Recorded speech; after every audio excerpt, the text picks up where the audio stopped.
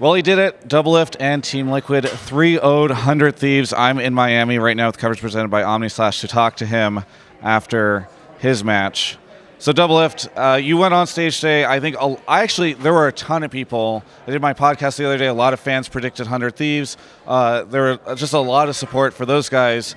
I think a lot of people didn't know which way it was going to go, but it was so one-sided and dominant. Why do you think that is? I feel like the momentum of the series just totally changed after the Baron steal. Like, I remember in game one, I felt so in control. I think I was like 30 or 40 CS ahead of Cody, and we were just owning bot. But the game was actually extremely close. I think they had a really strong win condition with Ryze, and like it was extremely tense, and then I died, and I feel like we should have lost game one if Jake didn't steal that Baron. Everything would have been different. The momentum would have been against us, and they wouldn't have been so demoralized after a great performance from game one. But then we just quickly ended the game after that, and it was like, so then after that, I feel like they started playing more and more scared. I started to notice how nervous they were playing, and we just kept calm, and we never tilted, we never lost focus, and it looked really stompy, I guess. But to us, we respected 100 Thieves so much. They're such a good team. I was really nervous, honestly. Like, I stayed up until like 4 a.m. every night thinking about what they could do, talking to Ole, and yeah. So much of this, watching this game reminded me so much of 2015 MSG. You and two other members of CLG, 3-0 against a highly rated team. I remember there was an interview I did with you afterwards where you talked about how you felt like in the game you could turn game-losing moments into game-winning plays because of the fact that your teammates were there, right? And there were moments in this series where maybe things weren't going well in bot lane, but all of a sudden, like, Xmithy gets the smite, or Pobelter gets like the crazy ultimate that ends up killing the other team. What is it like for you, sort of in comparison to that 2015 MSG win?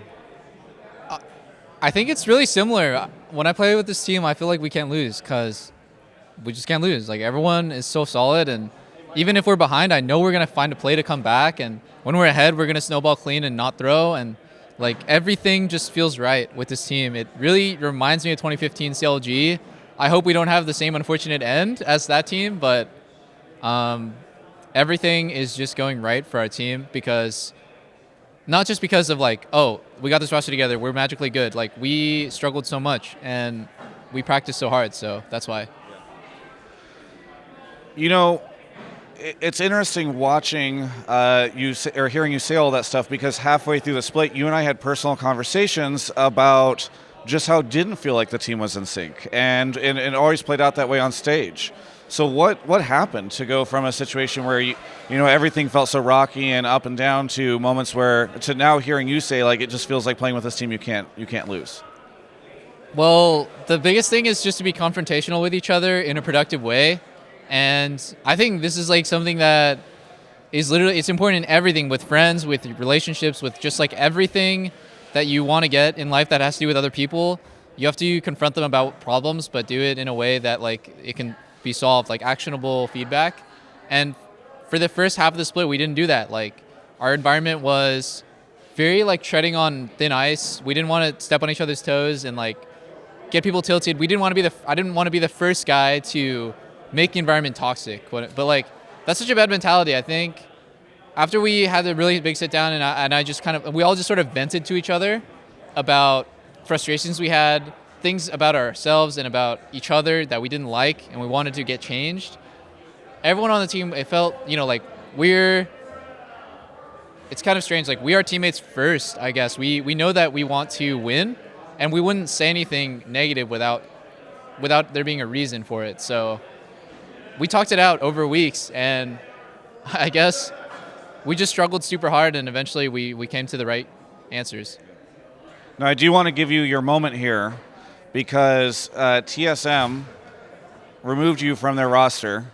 They did not make finals. You just won finals in a dominant fashion. Does this feel validating for you to be here in a situation where they didn't even get to play on the stage? It would feel a lot more validating if they were salty about it, but I got so much support from former TSM players. Like, I remember Hanser, Bjergsen, Svenskeren, they all messaged me. Even Vincent messaged me. and like wished me well, and like they showed their support, especially after the terrible thing happened with my family. And it would feel I still feel validated. I still feel like, oh wow, like I got out ahead on this. Like I turned this negative situation for me into an amazing situation for me and my team, and I'm really happy about that. So it's kind of like less to just like rag on them and more about Team Liquid. Now, you did touch on it just now, and I know that it seems like Riot, out of respect, I think didn't mention it on the broadcast or whatever, but you have had an insane week. And from the moments right after last week's match to playing now, you've had to deal with all that. We don't need to discuss the details, but I would like to know a little bit about what going through this week has been like for you as you've built up to this moment. I kind of just crutched on my teammates a lot, and whenever I started thinking about it, I would, not in an attempt to run away, but in an attempt to just be constructive with my time, I would not like let this thing consume me. I would, I would just channel my focus and energy on being closer to my teammates and practicing as hard as possible, and like just really like min-maxing our time. I would think about like, oh, I'm going to sleep 7.5 hours exactly and practice between this and this time. And I'm going to do it with Ole for like these number of games. Like I thought about everything, and I really was super nervous and just overthinking things coming into the finals. But my team like always had my back, and I'm really grateful that I could like kind of just lean on them. Yeah. There were so many people on Reddit and Twitter and Facebook and all over the place, and I think to the extent that like I was almost worried it was a little overwhelming. Steve and I think tried to field personal messages from the friends and all that, but what was it like just seeing all of that, and how much of it did you allow yourself to take in? I've been staying off social media a lot recently. Not because like I really appreciate everyone who's sent me. Initially, like I read everything. I read the Reddit thread. I read just every online article, all of my Twitter DMs and mentions and stuff, and I was like overwhelmed by the support in a good way, in a really positive way. I was so happy about it, and then I realized that like that small satisfaction I get, that small like happiness I get from that, is not really worth the concept of making this week about that. I think just people giving me their sympathy and support because of what happened. It's like, it's nice, but I didn't want to always have that on my mind. So I kind of shut myself out.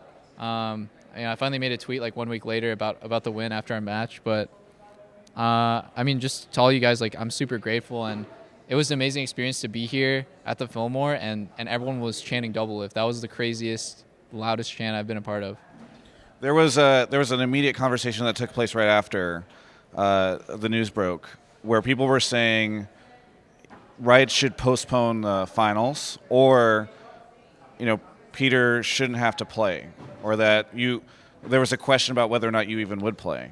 For me, knowing you, that felt crazy, because it seemed like there would just be nothing that would stop you, even this horrendous event, from competing on stage. And so I'm kind of curious, like, did you consider at all just like not being a part of this, or taking these finals off? No, I'd never considered it for a moment. Like I remember one of the first things Steve did was like, hey, if you need anything, like if you don't want to play, then that's absolutely like 100% okay. You don't need to feel like indebted or anything. And I was like incredulous, like what do you mean? Like I'm not gonna play. Like why would I not play? And I think as my fans get to know me better, they'll realize that like this is my life, and without competition and without my fans, I would just be a normal person. And I don't want to be a normal person, so of course nothing's gonna stop me. Yeah, nothing. I know you kind of said this already, but anything you want to say to any of the fans that watched you compete today? Thank you guys for supporting me, I guess. Thanks for supporting my team. I think this finals really wasn't about me. It was about Team Liquid versus 100 Thieves, and I wish I popped off and had like this crazy moment, but really like our team, we play around everyone equally, and everyone had their moments to shine in the series, and like I'm just so happy that my fans just stuck with me all the way and supported every decision that I made. I felt like I got a positive response, so I love you guys. Well, I know you haven't seen Bonnie, but she's in. I wish I could say she's right here, but she's in town, so I'll let you get over to see her. But thank you so much for the interview. Congratulations on the win. Very proud and happy today for you. And for everyone else, you can check out the rest of my coverage of all things esports right here on my YouTube channel.